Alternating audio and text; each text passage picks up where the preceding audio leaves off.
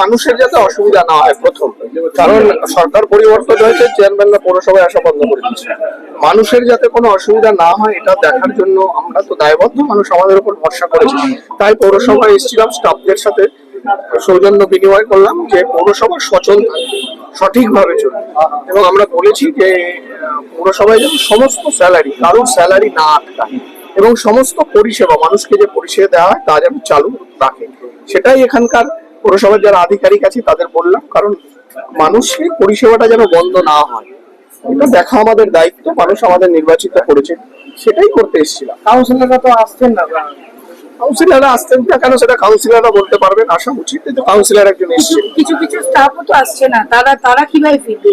তারা কিভাবে ট্রেনে না ফিরবে না বাসে ফিরবে তা তো আমি বলতে পারি না, কিন্তু তারা ফিরতে চাইলে ফিরবে, মানে তাদের অন্য কোথাও কোনো বাধা নেই। এবার উনি কিভাবে ফিরবেন, হেঁটে আসবেন না বাসে আসবেন না ট্রেনে আসবেন সেটা তো আমি বলতে পারি না। না তো আসেননি, দেখলাম না তো বন্ধ।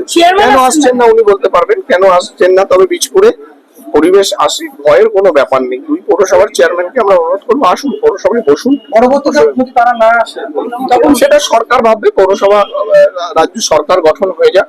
এবার পৌরসভা যদি অচল থাকে তখন রাজ্য সরকার সেই মোতাবেক সিদ্ধান্ত নেবে। সেটাই তো আমাদের প্রশ্ন, যে সরকার, রাজ্য সরকারের পরিবর্তন হয়েছে, পৌরসভার তো পরিবর্তন হয়নি। হঠাৎ করে তাদের না আসার কারণ, আর যদি তাদের অসুবিধা থাকে তারা বলুক না। আপনাদের তো আগে প্রেস ডেকে ডেকে সুন্দর কথা বলতো, এখন ডেকে বলছি না কেন যে আমাদের এই অসুবিধা হচ্ছে, দেখুন ব্যবস্থা নিই কিনা। চেয়ারম্যান বলুক, ভাইস চেয়ারম্যান বলুক যে আমাদের এই অসুবিধা হচ্ছে, আমি যদি ব্যবস্থা না নিই আপনারা বলবেন। তারা প্রেস ডেকে বলছে না কেন যে হ্যাঁ আমাদের আমরা বলছি যে প্রত্যেকে নিরাপদে থাকবে, নিরাপত্তার দায়িত্ব আমাদের বিজেপি, এবং আমি একজন বিধায়ক হিসেবে আমি সকলের বিধায়ক, এবং এটা মুখে বলছি তাই নয়, কাজের ক্ষেত্রে দেখুন হয় কিনা। বীজপুরে দেখুন তো, আজকে তৃণমূল যদি এখানে জিততো আপনি নারকীয় কান্না শুনতে পেতেন। আজকে দেখুন সব স্টাফ এসছে, দু একটা বিক্ষিপ্ত ঘটনা যদিও বা ঘটেছে আমরা সঙ্গে সঙ্গে ব্যবস্থা নিয়েছি, কিন্তু আজকে যদি এখানে ফলাফল উল্টো হতো তাহলে বীজপুর জুড়ে হাহাকার শুনতেন। হচ্ছে কোথাও কোনো কাউন্সিলর কাছে যোগাযোগ করছে আপনার সাথে? যোগাযোগ করতে বহু কাউন্সিলর করছে, আমি বিধায়ক, তারা কাউন্সিলর, রাজনীতির বাইরেও তো কিছু আছে। আমি তো যোগাযোগ করবো সবার সাথে, ফোন করবো আমি। আমি বিধায়ক, তারা কোথায় আসতে চাইবে? পৌরসভায়। দলে কোনো এই মুহূর্তে কোনো মানে সুযোগ নেই, এই মুহূর্তে বিজেপিতে যোগ দেওয়ার কোনো সুযোগ নেই।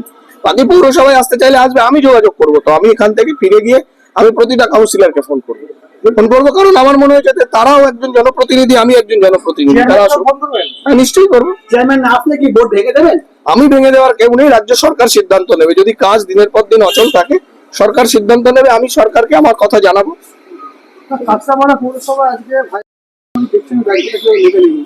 গেছেন, আমরা খবর আমি জানি না, তো উনি ভাইস চেয়ারম্যান পৌরসভা গেছেন, ভালো কথা, কোনো অসুবিধার কোনো কারণ নেই। পৌরসভা সচল থাকে, দেখতে হবে, আমরাও যাবো, দেখবো, আমিও দেখবো। উনি বলেছেন যে পৌরসভার যাবতীয় কাজ আটকাচ্ছে, বিধায়কের সঙ্গে কথা বসে আলোচনা করে যদি সুষ্ঠুভাবে করা যায় যাতে কেউ সাফার না হয়। অনেকেই তো মাইনে করে। ভালো কথা বলেছেন, এই কথাটাতে খারাপ কিছু নেই, এটা তো আমাদেরও কথা যে মানুষকে পরিষেবা দিতে হবে।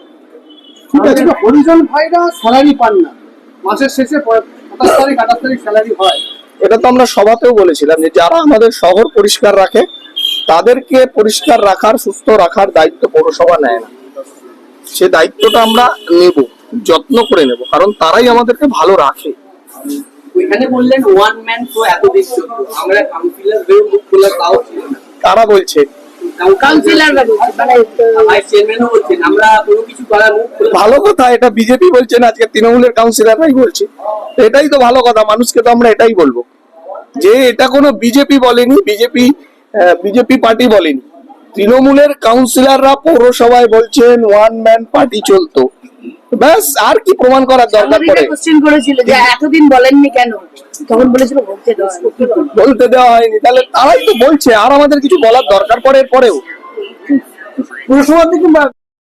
প্রধানমন্ত্রীর ছবি তো রাখা উচিত, প্রধানমন্ত্রী নীতিন নবীনের ছবি তো লাগায়নি, আগে তো অভিষেক ব্যানার্জির ছবি লাগিয়ে রাখতো মাথার উপরে। পৌরসভা থেকেই আমাদের রাজ্য সভাপতি তার ছবি লাগিয়েছে, প্রধানমন্ত্রীর ছবি লাগিয়েছে। এইটাই দেশের প্রধানমন্ত্রী।